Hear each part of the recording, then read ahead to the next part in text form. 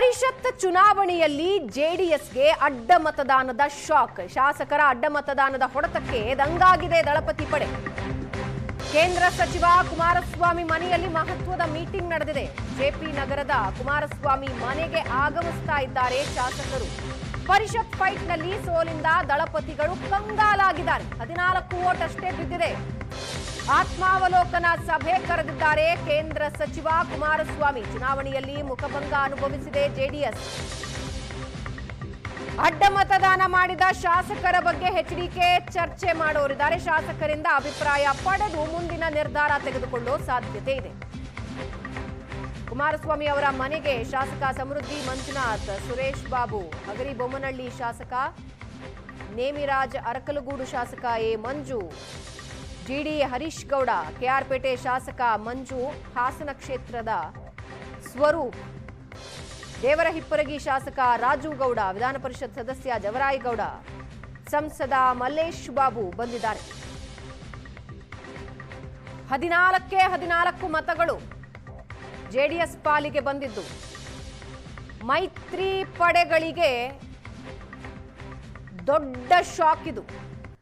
ಜೆಡಿಎಸ್ನ ಕೆಲವು ಶಾಸಕರು ನಮ್ಮನ್ನ ಸಂಪರ್ಕಿಸುವ ಪ್ರಯತ್ನ ಪಡ್ತಿದ್ದಾರೆ ಅಂತ ಕಾಂಗ್ರೆಸ್ನ ಶಾಸಕರು ಮಾತಾಡಿದ್ರಂತೆ. ಡಿಕೆ ಶಿವಕುಮಾರ್ ಕೂಡ ಅದ್ರ ಬಗ್ಗೆ ಹೇಳಿದ್ರು. ಆದ್ರೆ ಇಲ್ಲಿ ಡಿಕೆ ಶಿವಕುಮಾರ್ ಒಂದೇ ಏಟಿಗೆ ಎರಡೂ ಪಕ್ಷದ ನಾಯಕರಿಗೆ ದೊಡ್ಡ ಶಾಕ್ ಕೊಟ್ಟಿದ್ದಾರೆ. ಜೆಡಿಎಸ್ 14 ಮತಗಳನ್ನ ಪಡೆದುಕೊಳ್ತು. ತನ್ನ ಬಳಿ ಕಡಿಮೆ ಮತಗಳಿದ್ರೂ ಕೂಡ ಅಭ್ಯರ್ಥಿಯನ್ನ ಕಣಕ್ಕಿಳಿಸಿ ಗೆಲ್ಲಿಸಿಕೊಳ್ಳೋ ಪ್ರಯತ್ನನ ಕುಮಾರಸ್ವಾಮಿಯವರು ಮಾಡ್ತಾ ಇದ್ರು. ಬಿಜೆಪಿಯಿಂದ ಒಂದಷ್ಟು ಮತಗಳು, ಕಾಂಗ್ರೆಸ್ನಿಂದ ಒಂದಷ್ಟು ಶಾಸಕರನ್ನ ಸಂಪರ್ಕಿಸೋ ಪ್ರಯತ್ನಗಳಾಗಿತ್ತು, ಜೆಡಿಎಸ್ನಿಂದ ಕಾಂಗ್ರೆಸ್ ಶಾಸಕರನ್ನ ಸೆಳೆಯೋ ಪ್ರಯತ್ನಗಳಾಗಿತ್ತು. ಆದ್ರೆ ಮೈತ್ರಿ ಪಕ್ಷಗಳ ಯಾವ ಪ್ರಯತ್ನನೂ ಫಲ ಕೊಟ್ಟಿಲ್ಲ. ಕೊನೆಗೆ ಎರಡೂ ಪಕ್ಷಗಳಿಗೆ ಅತಿ ದೊಡ್ಡ ಶಾಕ್. ಎರಡೂ ಪಕ್ಷಗಳಿಂದ 11 ಮತಗಳು ಕಾಂಗ್ರೆಸ್ನ 5ನೇ ಅಭ್ಯರ್ಥಿಗೆ ಹೋಗಿವೆ. ಸಲೀಸಾಗಿ ಗೆದ್ದುಕೊಂಡಿದ್ದಾರೆ ವಿನಯ್ ಕಾರ್ತಿಕ್. ವಿನಯ್ ಕಾರ್ತಿಕ್ಗೆ ಕಾಂಗ್ರೆಸ್ ಇಟ್ಟಿದ್ದ ಮತಗಳು 15 ಮೊದಲ ಪ್ರಾಶಸ್ತ್ಯದ ಮತಗಳು. 2ನೇ ಪ್ರಾಶಸ್ತ್ಯದಲ್ಲಿ ಗೆಲ್ಲುವ ಸಾಧ್ಯತೆಯಂತೂ ಖಂಡಿತ ಇತ್ತು. ಆದ್ರೆ ಕಾಂಗ್ರೆಸ್ನ ರಣತಂತ್ರಕ್ಕೆ ಮೊದಲ ಪ್ರಾಶಸ್ತ್ಯದ ಮತಗಳಲ್ಲಿ ಎಲ್ಲರಿಗಿಂತ ಜಾಸ್ತಿ ಮತ ಪಡೆದಿದ್ದು 5ನೇ ಅಭ್ಯರ್ಥಿ, ಕಾಂಗ್ರೆಸ್ನಿಂದ 5ನೇ ಅಭ್ಯರ್ಥಿ ವಿನಯ್ ಕಾರ್ತಿಕ್. ಯಾಕಂದ್ರೆ ಬಿಜೆಪಿ ಮತ್ತು ಜೆಡಿಎಸ್ನಿಂದ ಅಡ್ಡ ಮತದಾನ, ಜೆಡಿಎಸ್ನಿಂದ ಅತಿ ಹೆಚ್ಚು ಅಡ್ಡ ಮತದಾನ ಆಗಿದೆ. ಈ ಬಗ್ಗೆ ಇನ್ನಷ್ಟು ಡೀಟೇಲ್ಸ್ ಹಂಚಿಕೊಳ್ತಾರೆ ನಮ್ಮ ಪ್ರತಿನಿಧಿ ಸುರೇಶ್ ಸಂಪರ್ಕದಲ್ಲಿದ್ದಾರೆ. ಸುರೇಶ್, ಜೆಡಿಎಸ್ ಪಾಲಿಗೆ ದೊಡ್ಡ ಆಘಾತ. ಬಿಜೆಪಿನೂ ಆಘಾತನ ಸುಧಾರಿಸ್ಕೊಳ್ತಾ ಇದೆ, ಆದ್ರೆ ಜೆಡಿಎಸ್ಗೆ ದೊಡ್ಡ ಆಘಾತ. ಏನು ಚರ್ಚೆ ಆಗತ್ತೆ ಇವತ್ತು? ಯಾಕಂದ್ರೆ ಇದು ರಹಸ್ಯ ಮತದಾನ ಆಗಿರೋದ್ರಿಂದ ಯಾರು ಹಾಕಿದ್ದಾರೆ ಅನ್ನೋದು ಕ್ಲಿಯರ್ ಆಗಿ ಗೊತ್ತಾಗಲ್ಲ. ಒಂದು ಅಂದಾಜು ಮಾಡಬಹುದಷ್ಟೇ. ಭವನ, ಹೌದು. ಈಗ ಜೆಡಿಎಸ್ ನಲ್ಲಿ ಇದ್ದಂತಹ 18 ಮತಗಳಲ್ಲಿ ಯಾರು ಅಡ್ಡ ಮತದಾನ ಮಾಡಿದ್ದಾರೆ ಅನ್ನುವಂಥದ್ದನ್ನ ಖಚಿತವಾಗಿ ಕಂಡುಹಿಡಿಯೋದಕ್ಕೆ ಆಗೋದಿಲ್ಲ. ಆದ್ರೆ ಒಂದು ಊಹೆ ಮಾಡಬಹುದು. ಈಗ ನಿರೀಕ್ಷೆ ಇತ್ತು ಎಲ್ರಿಗೂ ಕೂಡ.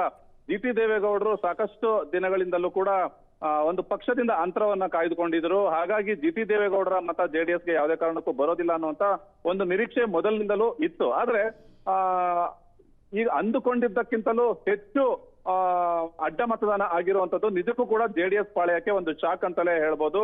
ಈ ಬಗ್ಗೆ ಇದೀಗ ಕುಮಾರಸ್ವಾಮಿ ಅವರು ಇವತ್ತು ಬೆಳಗ್ಗೆಯಿಂದಲೂ ಕೂಡ ಮಾಧ್ಯಮಗಳ ಬಳಿ ಮಾತಾಡ್ತಾ ಇರುವಂತಹ ಸಂದರ್ಭದಲ್ಲಿ ಹೇಳಿದ್ದು, ಇದು ಯಾರು ಅಡ್ಡ ಮತದಾನ ಮಾಡಿದ್ದಾರೆ ಅನ್ನುವಂತ ಖಚಿತ ಮಾಹಿತಿ ನನಗಿದೆ. ಮುಂದಿನ ದಿನಗಳಲ್ಲಿ ಅವ್ರ ಮೇಲೆ ಕಾರ್ಯಕರ್ತರೇ ಒಂದು ಸೂಕ್ತ ಕ್ರಮ ತೆಗೆದುಕೊಳ್ತಾರೆ, ಅಂದ್ರೆ ಅವರೇ ಒಂದು ತೀರ್ಮಾನವನ್ನ ಮಾಡ್ತಾರೆ, ನಾನಂತೂ ಶಿಸ್ತು ಕ್ರಮ ತೆಗೆದುಕೊಳ್ಳೋದಿಲ್ಲ ಅನ್ನುವಂತ ಒಂದು ಮಾತನ್ನ ಹೇಳ್ತಿದ್ದಾರೆ. ಆದ್ರೆ ಯಾರು ಅಡ್ಡ ಮತದಾನ ಹಾಕಿದ್ದು ಅನ್ನುವಂಥದ್ದು ಗೊತ್ತಿಲ್ಲ. ಈಗ ಸದ್ಯಕ್ಕೆ ಜೆಪಿ ನಗರದಲ್ಲಿರುವಂತಹ ಕುಮಾರಸ್ವಾಮಿ ಅವರ ನಿವಾಸದಲ್ಲಿ ಒಂದು ತುರ್ತು ಸಭೆಯನ್ನು ಕೂಡ ಕರೆಯಲಾಗಿದೆ. ಈ ಒಂದು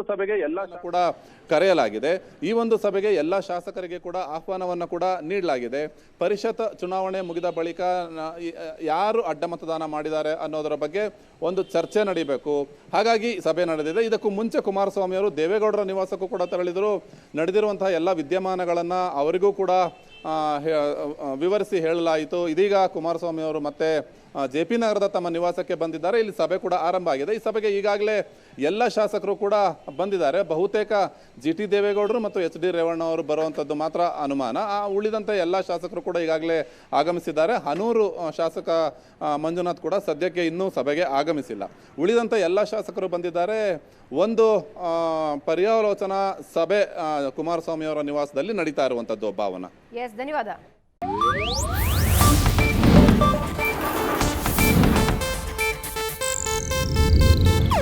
ಇದು ಏಷ್ಯಾನೆಟ್ ನ್ಯೂಸ್ ನೆಟ್ವರ್ಕ್ ಪ್ರಸ್ತುತಿ.